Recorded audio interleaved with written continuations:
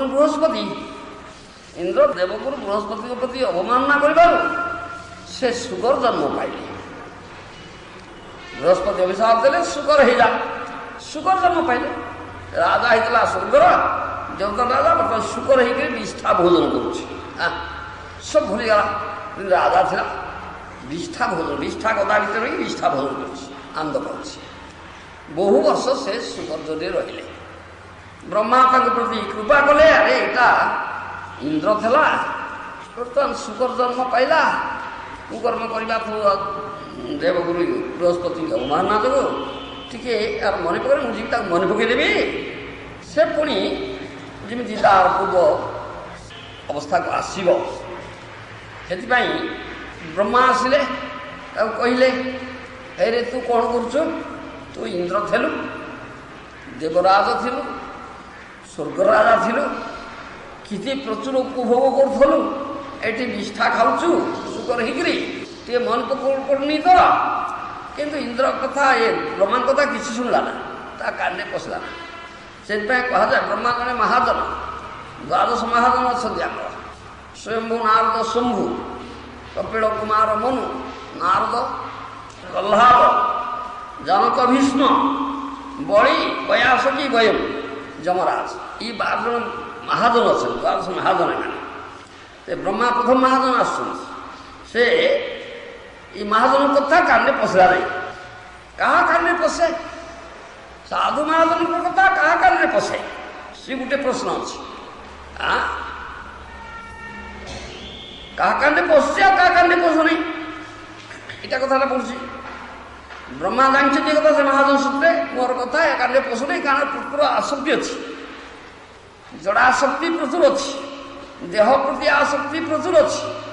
ଦେହର ଯେଉଁଗୁଡ଼ିକ ରିଲେଟିଭ୍ ବୋଇଲେ ସମ୍ପର୍କୀୟ,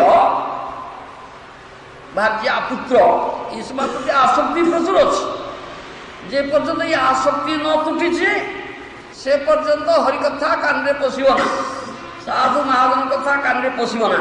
ସେମାନେ କାନରେ ପଶେ ନା। ସେମାନେ ଆସିପାରନ୍ତି, ଏଠି ବସିପାରନ୍ତି, ଶୁଣିପାରନ୍ତି, କିନ୍ତୁ ଶୁଣିକିରି ଶୁଣୁନାହାନ୍ତି, ତାଙ୍କ କାନରେ ପଶୁନି। ଏଇଟା କଥାଟା ନିଶ୍ଚିତ କଥା। ଆସକ୍ତି ନ ତୁଟିଲେ, ଜଡ଼ା ଆସକ୍ତି ନ ତୁଟିଲେ, ଭୌତିକ ଆସକ୍ତି ନ ତୁଟିଲେ, ଏ ଦେହ ସମ୍ବନ୍ଧୀ ମାନଙ୍କ ପ୍ରତି ଥିବା ଆସକ୍ତି ନ ତୁଟିଲେ, ଏକମାତ୍ର କୃଷ୍ଣାସକ୍ତି ନ ହେଲେ ସାଧୁ ମହାଜନ କଥା କାନରେ ପଶିବ ନା। ଇ ସୁଦୂଷିତ କଥା, କାନରେ ପଶିବ ନା ବା ଶୁଣିକିରି ଶୁଣିବେ ନା। ସେମାନେ ଏଇଟା ପାଠଟା କରୁଛି, ଯାହା କାଲି ଆମେ କହୁଥିଲୁ କାନ ଶୁଣିକିରି ଶୁଣୁନି।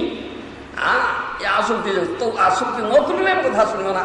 ବ୍ରହ୍ମା ଜାଣିଲେ, ଏଗୁଡ଼ା ମହାଜନ ଜାଣିଛନ୍ତି, ତେଣୁ ସେ ତା ଛୁଆ ଗୁଡ଼ାକ ମାରି ପକାଇଲେ।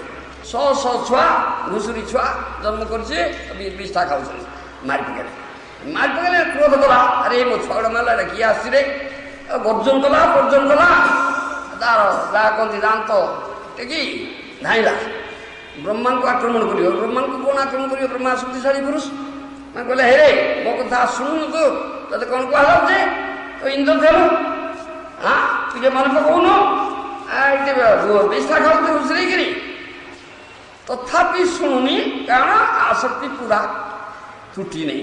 ଛୁଆ ଗୁଡ଼ା ମତେ ଶୁଣା, ତାର ସ୍ତ୍ରୀଟା ଅଛି, ଶୁକରୀଟା ଅଛି, ପୁଣି ଛୁଆ ଜନ୍ମ କରିବ। ବ୍ରହ୍ମା ଜାଣିଲେ ଆସକ୍ତି ତୁଟି ନେଇଛି ପୁରାପୁରି, ଆଉ ରହିଛି। ସ୍ତ୍ରୀଟାକୁ ମାରି ପକେଇଲେ, ଶୁକରୀଟାକୁ ମାରି ପକେଇଲେ ତଳେ। ସେ ତଳକୁ ହରି କିଏ ମୋ ଛୁଆ ଗୁଡ଼ାକ ମରିଗଲେ, ଭାର୍ଯ୍ୟା ମରିଗଲା, କେହି ନାହାନ୍ତି ମୋର ଆଉ ବର୍ତ୍ତମାନ ଏଠି। ସେତେବେଳେ ପଚାରିଲା ନାହିଁ, କ'ଣ କହୁଛ, କ'ଣ କହୁଛୁ ବୋଲି ପଚାରିଲା। ସେତେବେଳେ ପଚାରିଲା ନାହିଁ, କ'ଣ କହୁଛ? କିରେ ତୁ ଇନ୍ଦ୍ର ଥିଲୁ, ସ୍ୱର୍ଗ ରାଜା ଥିଲୁ, ଦେବରାଜ ଇନ୍ଦ୍ର ହେଇଥିଲୁ, କେତେ ଦେବଭୋଗ କରୁଥିଲୁ, ଏଇଟା ବିଷ୍ଠା ଖାଉଛ? ସୁଗର ହେଇକି ଟିକେ ମନେ ପକେଇଦେବେ ଆସି। ଆଉ ତାହେଲେ କ'ଣ ତୁମେ କହୁଛ ମତେ ସେ ସ୍ୱର୍ଗକୁ ଯିବା ପାଇଁ ହବ? ଆଉ ତୁ ବା ସ୍ୱର୍ଗ ରାଜା ଥିଲୁ, ସେଠି ବିଷ୍ଠା ମିଳେ? ପଚାରୁଛି, ଇଟା ପଚାରୁଛି, ସେଠି ଶୁକରୀ ମିଳନ୍ତି? ତାହେଲେ ମୁଁ ସ୍ୱର୍ଗ ଯିବି। ଏତେ ଆସକ୍ତି ଅଛି, କିରେ ବିଷ୍ଠା କ'ଣ ସେଠି ମିଳିବ? ସେଟା ତାର ଅମୃତ ଅଛି, କେତେ ଦେବଭୋଗ ଅଛି, ଆଉ ବିଷ୍ଠା କ'ଣ ପଚାରୁଛୁ? ଶୁକରୀ କ'ଣ ପଚାରୁଛ? ଦେବାଙ୍ଗନା ମାନେ ଅଛନ୍ତି କେଡ଼େ ସୁନ୍ଦରୀ, ଯାହା କହନ୍ତି ରମ୍ଭା, ମେନକା, ଉର୍ବଶୀ ପ୍ରଭୃତି, କେଡ଼େ ସୁନ୍ଦରୀ ଦେବାଙ୍ଗନା ମାନେ ଅଛନ୍ତି, ଦେବକନ୍ୟା ଅଛନ୍ତି, ଆଉ ଉପଭୋଗ କରିବୁ? ବର୍ତ୍ତମାନ ଶୁକରୀ ଉପଭୋଗ କରିବୁ? ଏଇଟା କଥାଟା ଅଛି ଉପନିଷଦରେ। ଯେ ପର୍ଯ୍ୟନ୍ତ ଜଡ଼ାଶକ୍ତି ନ ତୁଟିଛି, ଯେ ପର୍ଯ୍ୟନ୍ତ ଏ ଶରୀର ପ୍ରତି ଆସକ୍ତି, ଶରୀର ସମ୍ବନ୍ଧୀ ପ୍ରତି ଆସକ୍ତି, ଭୌତିକ ଆସକ୍ତି ନ ତୁଟିଛି, ସେ ପର୍ଯ୍ୟନ୍ତ ସାଧୁ ମହାଜନଙ୍କ କଥା କାନରେ ପଶିବ ନା। ଏଇ କଥାଟା ହେଉଛି। ଏଇ ସେ ସୁଖଜନ ପାଇଲା, ଏ ତ ଉନ୍ନତ ସ୍ଥିତି ଥିଲା। ତୁମର କର୍ମର ପ୍ରତି ସାବଧାନ ହେବା ଉଚିତ। ଆମେ କୋଉ କର୍ମ କରୁଛେ? ପ୍ରତି ମୁହୂର୍ତ୍ତରେ ପ୍ରତ୍ୟେକ କର୍ମ ପ୍ରତି ସାବଧାନ। ମୋର ଏ କର୍ମ ବିଷ୍ଣୁ ଭଗବାନ ବିଷ୍ଣୁ କୃଷ୍ଣଙ୍କର ବିଧିବିଧାନ ହଉଛି କି? ଯଦୁ କର୍ମ ହଉଛି କି? ଏଇଟା ନା ମୋ ନିଜର ପ୍ଲେଜର ପାଇଁ କରୁଛି, ଉପଭୋଗ ପାଇଁ କରୁଛି, ତାହେଲେ ତ ନିଶ୍ଚିତ କର୍ମ ପ୍ରତିକ୍ରିୟା ଭୋଗିବ। ଏ ଚିନ୍ତା ପ୍ରତ୍ୟେକ ବିବେକୀ ବ୍ୟକ୍ତି କରିବା ଉଚିତ। ତା ନହେଲେ ତ କର୍ମ ପ୍ରତିକ୍ରିୟା ଥାଇଛି। ଯାହା କୁହନ୍ତି କର୍ମ ପୂର୍ବରୁ ରହିଛି, କେତେ ପ୍ରାରବ୍ଧ କର୍ମ ରହିଛି, ତାର ଫଳ ହିସାବ ଭୋଗ ହେଉଛି। ଅପ୍ରାରବ୍ଧ କର୍ମ ଯାହା କରୁଛ ସେ ସଞ୍ଚିତ ହେଇକି ରହୁଛି। ସେ ସଞ୍ଚିତ ହୋଇ ରହୁଛି। ଏତକ ସରିଲା ପରେ ତାର ଫଳ ଆସିଯିବ। ପୁଣି ଏଇ ତ ଅନାଦି ଏ ବରାବର ଚାଲିଛି।